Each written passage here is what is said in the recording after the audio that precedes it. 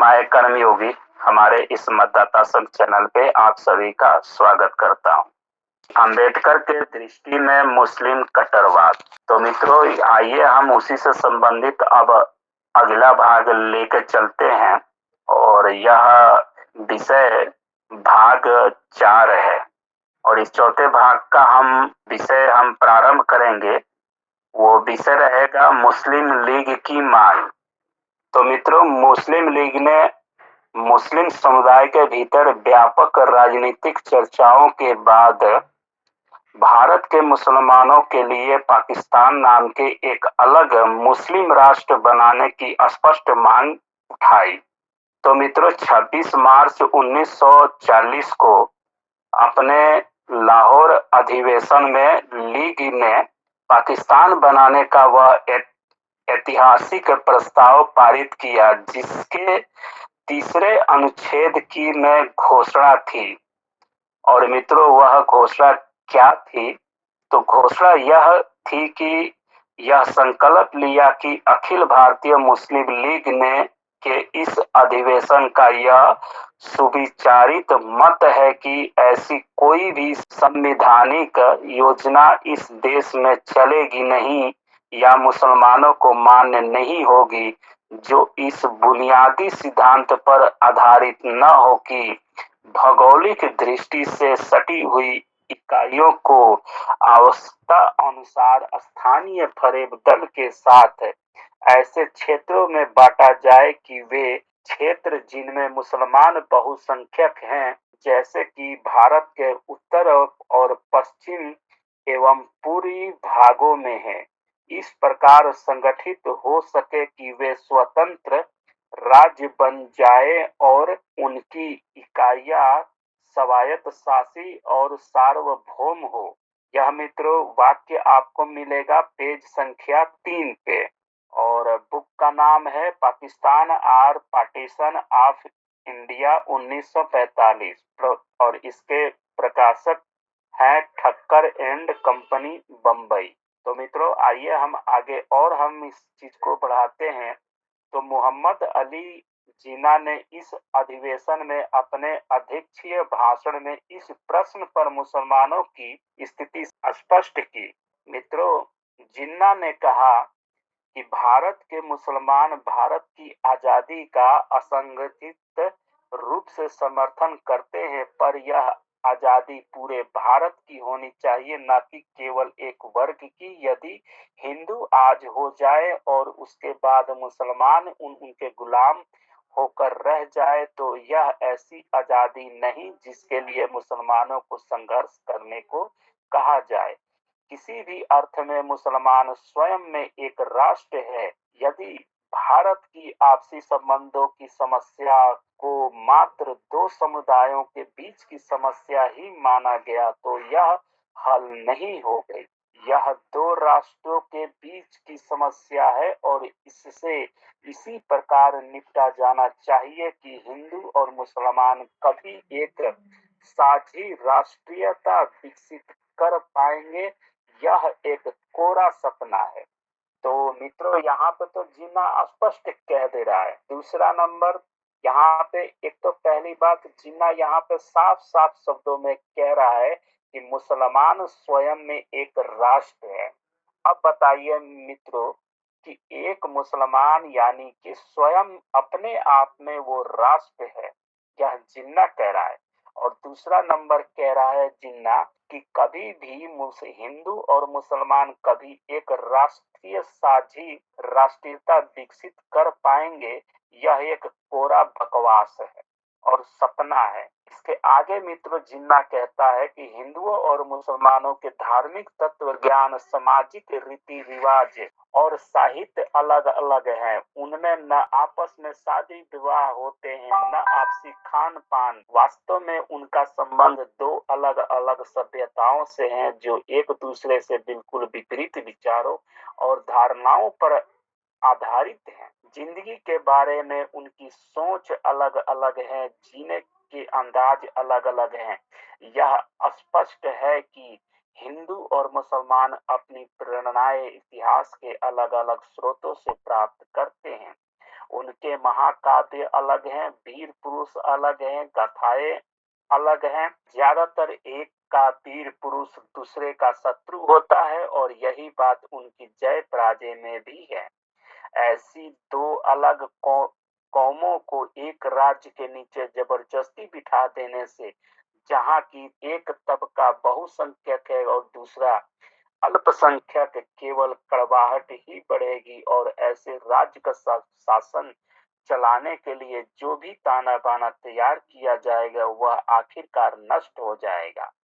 राष्ट्र की किसी भी परिभाषा से मुसलमान एक अलग राष्ट्र ही कहलाएंगे और उनकी अपनी सरजमी, अपना इलाका और अपना राज्य होना ही चाहिए।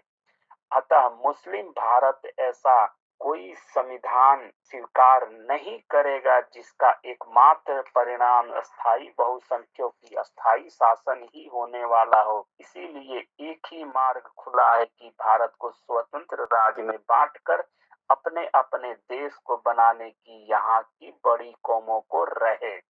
अब मित्रों बताइए, यहाँ पे जो सेकुलरिज्म के नाम पे जो भड़वागिरी किया जाता है, जो कि स्पष्ट तौर पे तो यहाँ पे तो साफ साफ शब्दों में यहाँ पे तो दिखाई दे रहा है कि यहाँ पे क्लियरली कहा जा रहा है कि कभी भी एक नहीं हो सकते, हमें एक अलग राष्ट्र चाहिए। तो मित्रों, इस अधिवेशन का जो अपना ब्यौरा है वो आपको struggle for Pakistan IH Qureshi करा 1987 पेज संख्या 128-29 में ये जो आपका जिन्ना का जो बयान है वो बयान आपको मिल जाएगा। इसके आगे मित्रों, हिंदू जिस भूमि को युगों युगों से अपनी पूर्ण भूमि भारतवर्ष मानते रहे हैं, उसके दो टुकड़े करके एक मुस्लिम राष्ट्र और एक गैर मुस्लिम राष्ट्र बनाने की मांग उठने पर वे भौचक्के रह गए। वे मुस्लिम समुदाय के इस कथन से रुष्ट थे कि भारत के मुसलमान एक अलग राष्ट्र हैं। तो मित्रों, यहाँ पे अंबेडकर जी इस जो जिन्ना की जो वाक्य है, इनके इस भाषण से खुद अंबेडकर जी इस कथन से भौचक्के रह गए और वो एक तरफ से कहा जाए तो वो उनको शौक लग गया। फिर वे मुस्लिम समुदाय के इस कथन से रुष्ट भी थे कि भारत के मुसलमान एक अलग राष्ट्र है। यहाँ पे जो है कि डॉक्टर अंबेडकर जी एकदम से स्तब्ध हो गए और हिंदुओं को लगता रहा है कि भारतीय सामाजिक जीवन की कुछ विशेषताएं दोनों समुदायों के बीच एकता के तारों का काम करती है, पर क्या इतना ही पर्याप्त था? ये बात यहाँ पे डॉक्टर अंबेडकर जी कहते हैं।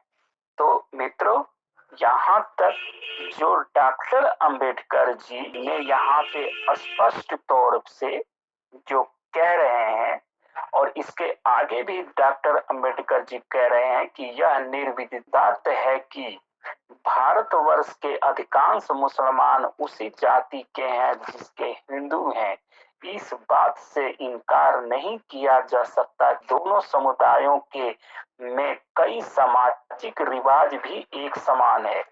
यह भी सत्य है कि कुछ धार्मिक कृत्य एवं प्रथाएं दोनों समुदायों में एक से हैं। इसके आगे मित्रों, पहली बात तो यह है कि दोनों समुदायों में जो समान विशेषताएं इंगित की जाती हैं, वे दोनों समुदायों में सामाजिक एक स्थापित करने हेतु एक दूसरे के तौर तरीकों को अपनाने या उन्हें आत्मसात करने के लिए किए गए किन्हीं सचेतन प्रयासों का परिणाम नहीं है। मित्रों, सच्चाई यह है कि ये समानताएं कुछ अनुसोचे कारणों का परिणाम है। कुछ तो ये धर्मांतरण की प्रक्रिया के अधूरी रह जाने से है। भारत जैसे देश में जहां अधिकांश मुसलमान स्वर्ण या अस्वर्ण हिंदुओं में से बनाए गए हैं। इन धर्मांतरित लोगों का इस्लामीकरण न तो पूर्ण हो सका न प्रभावी।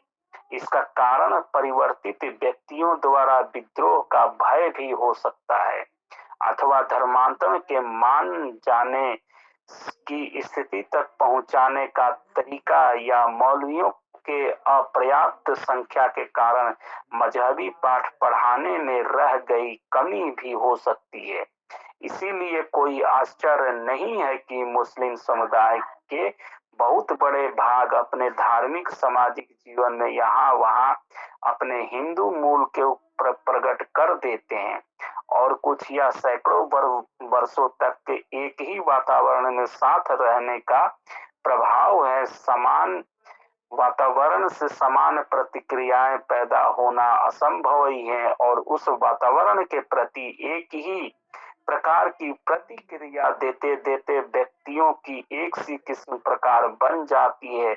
इनके अतिरिक्त ये समान विशेषताएं बादशाह अकबर द्वारा आरंभ किए गए हिंदू मुस्लिम धर्म मजहब में के मेल जोल के अवशेषों में एक मृत प्राय भूतकाल के जिसका न वर्तमान है न भविष्य है। तो मित्रों, यहाँ पे यह स्पष्ट तौर से अपना अंबेडकर जी इस चीज को जिक्र करते हुए कहते हैं और इसके आगे और क्या आगे अंबेडकर जी ने कहा वो मैं आपको अगला भाग में लेके आऊंगा। और हमारे कार्यक्रम में यदि इस विषय पर चर्चा करना चाहते हैं तो हम आपको आमंत्रित करते हैं कि हमारे कार्यक्रम में भी आप भाग जरूर लें। मैं आपसे विदा लेता हूँ। धन्यवाद। हर हर महादेव।